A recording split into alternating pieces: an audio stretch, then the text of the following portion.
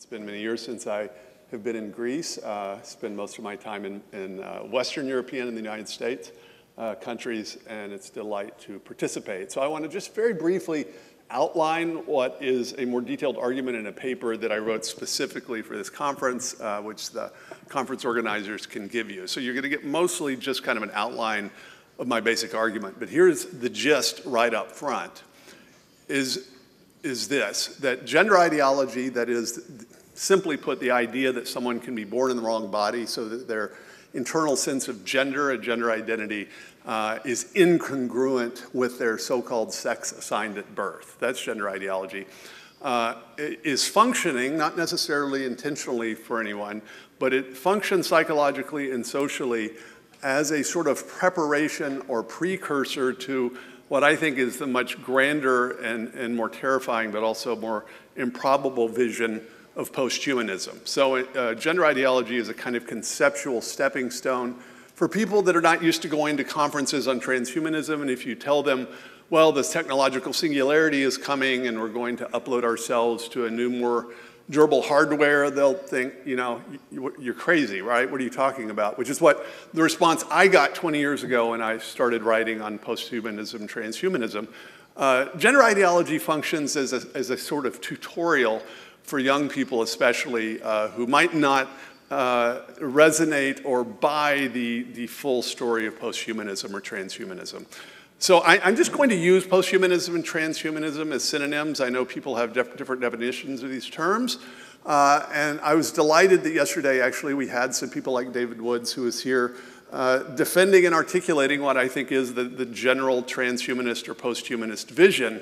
But there have been some other speakers that I think have tried to downgrade what posthumanism is. So they might argue, for instance, that, well, it's about improving life, increasing happiness, dealing with diseases that cause us to die prematurely, or maybe just increasing our longevity.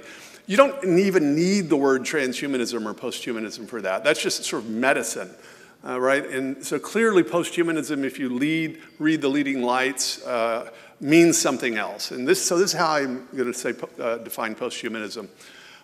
It proposes that our identity can and will transcend our bodies, that is, our embodied human state, by the use of technology, that is, medical tech, nanotechnology, robotics, genetic engineering, artificial intelligence. So this is the key point. So if you're thinking, well, it's going to be a really easy reconciliation of posthumanism and Christian eschatology, Christian eschatology does not say we get our resurrection bodies by a 3D printing of our brain patterns, right? Or anything like this. There's no discussion of a mediation of technology. That's essential to the vision of posthumanism. And so I actually think what it actually is it is a sort of distorted Christian metaphysic and eschatology for materialists, effectively. So what's gender ideology? So I confess that I spend my time now as a scholar and a public policy analyst working on this issue in the United States. So those of you that aren't in the United States, I should tell you that in the US, gender ideology is so prevalent that members of the US Supreme Court will confess that they don't know what a woman is when asked that question by a Senate committee. So what is gender ideology exactly? It's basically this. Take gender ideology as a single proposition, and I'm going to reduce it to its essence. It's that the category of sex, that is, the idea of an observed reality grounded in biology that we observe, we discover in the world, and that we think applies to human beings as it applies to other species of the plant and animal kingdoms, that sex in that sense doesn't really capture human experience and existence. And instead, to really capture the complexity of human existence, we should abandon the category of sex as something observed and real and replace it with two other categories: a gender identity and sex assigned at birth. Now, if you're not sort of used to hearing this and you're in the natural sciences, you may think, that's outlandish, no one actually believes that. So I hope to prove to you in a minute that people do believe this. The best way to tell is when you find a committed gender ideologue, just wait and see if they're ever use the word sex by itself. Or will they say natal sex or sex assigned at birth? Will they say gender, hoping you will assume that's a synonym for sex, when in fact it's a reference to a gender identity? What is a gender identity? If you Google the question, you'll get a definition like this. A gender identity is your internal sense of gender. Now, so the philosophers in the room should know why that's a bad definition, because it's circular. It has the word gender in both the definition and the thing being defined. But that's the idea. So the claim of gender ideology is that who we really are is an internal subjective sense of ourselves that may or may not match our sex assigned at birth. And so if your doctor or midwife made a mistake in assigning you based on body parts as a male, but you may later realize, no, you were actually female or non-binary or one of the other gender identities, that's the general idea. And the way to fix that feeling of incongruence between your identity and your body is not to adjust your thinking to your bodily reality. In other words, adjust your false belief to biological reality. The way to fix that is with something called gender-affirming care. And what is gender-affirming care but a transformation just as I have described? Now, if you think, okay, that's surely a caricature of what gender ideology is, I present for your viewing pleasure the most popular teaching aid for teaching small children these ideas in the United States of America.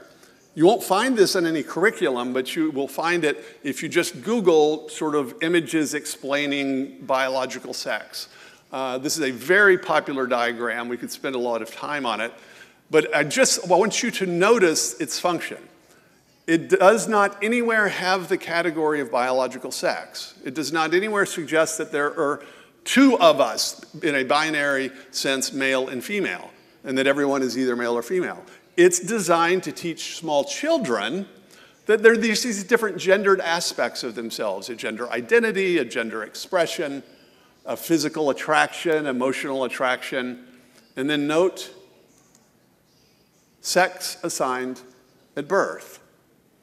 So there is no biology here, or biology has been utterly subordinated to the categories of the ideology, so that we have abandoned the firm, presumably empirical grounds of biology, and we have replaced it with an entirely subjective identity, disembodied identity, and a social construct, sex assigned at birth. So do you see what's happening here? Is that this functions pedagogically as a way to allow or to encourage children to dissociate their identities from their bodies, and in particular, their sexed bodies. I would maintain that's actually exactly what it's about, which is why there's so much attention devoted to children's curriculum and teaching them this. If you're 50 years old, for instance, as some of you in this room probably are, this is going to go down hard. You're not going to believe this. You're not going to buy it. But if you're a 5-year-old still constructing your categories of the world, it might just work. And so notice that gender ideology, like trans or posthumanism, requires the mediation of technology. So as I said, if you're a person who has a feeling of discomfort or incongruence between your internal sense of gender and your sex assigned at birth, the sort of official way, according to gender ideology, to fix this medically is called gender-affirming care. It starts with just a social transition in which you change names and pronouns, maybe the bathrooms you use, but then it goes on, if the child is young enough, to puberty blockers so that you block your natural puberty, followed by cross-sex hormones, that would be testosterone for girls and estrogen for boys, followed finally by surgery to adjust and shape and transform and cut and mold the body into some sort of matching facsimile of the internal sense of gender. So notice there are lots of similarities here between gender ideology and trans or posthumanism, and this mediation of technology is one of them. But the one I'm just going to focus on and that I'll end with is the role of gender ideology, or what we might call, others call transgenderism, to the wider vision of post or transhumanism. So the person here, if you're not in the United States, you may not recognize him, or he goes by her now. This is Martine Rothblatt. Martine Rothblatt with an E was formerly Martin Rothblatt, who was a technologist and entrepreneur that started his career in communications technology. He's actually the creator of the Sirius XM satellite radio program, but he sold that before it went public a few decades ago, and he moved into the life sciences. He also, as a grown man, transitioned, and so now presents himself as a woman. You can judge for yourself how successful he is in doing that from this picture, but you get the idea. But what's interesting about Rothblatt is that he, in his person and his thinking, shows the intimate connection between gender ideology and transhumanism. There's one writer in the United States that makes this connection explicitly, named Jennifer Billick, whose argument I at least partially agree with here. What's interesting about Rothblatt, though, as I mentioned, he moved into the life sciences, and he now runs a massive pig cloning operation in the state of Virginia, near where I live. Why pig cloning? To clone pig hearts, which are, the type of heart that's compatible with human transplantation. And he understands his work not simply to help people with heart disease, which of course it could, but as a small, crucial step in this post-human transformation from the mortal coils we're stuck with, according to this vision, to some greater future, presumably immortal physical substrate that will not die, like this one. Now, if you think this is far-fetched, I just encourage you to spend some time reading about Rothblatt. But at one final point, Rothblatt takes it so seriously that he incorporated a specific religion designed to teach these ideas. The religion actually has, believe it or not, it has a creed. So let me just sort of finish it with a brief reading of this creed. And I'm just mindful of this because we're in the Orthodox country of Greece, and so I'm mindful of the Nicene Creed. So let me, in case you're still wondering what's happening with all of this, let me read you the creed from this Martine Rothblatt. And oh, by the way, that is his children's book here. So that's his picture.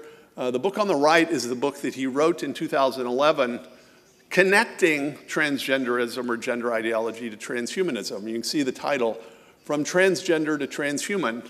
Notice it's not a long dissertation published by Oxford University Press. It's a picture book.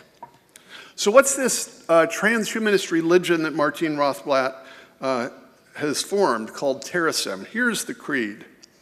4 points. Life is purposeful. Death is optional. 3, God is technological. 4, love is essential. So 2 truisms, life is purposeful, I think it's not a truism, something most people believe, and love is essential. Okay. But death is optional. That's the sort of essential, I think, component to what makes posthumanism what it is. And then notice the theological reduction, God is technological. Now, compared to the cosmically sweeping Nicene Creed, I would say this creed is a bit desiccated and depressing, but this is what one is left with as a materialist. But if you're as troubled as I am by this metaphysical vision, then I hope you'll consider it not something to be depressed about, but consider it rather an opportunity for us to find a way to make the vision articulated in the Nicene Creed far more compelling to our fellow human beings than this desiccated vision of posthumanism. Thank you very much.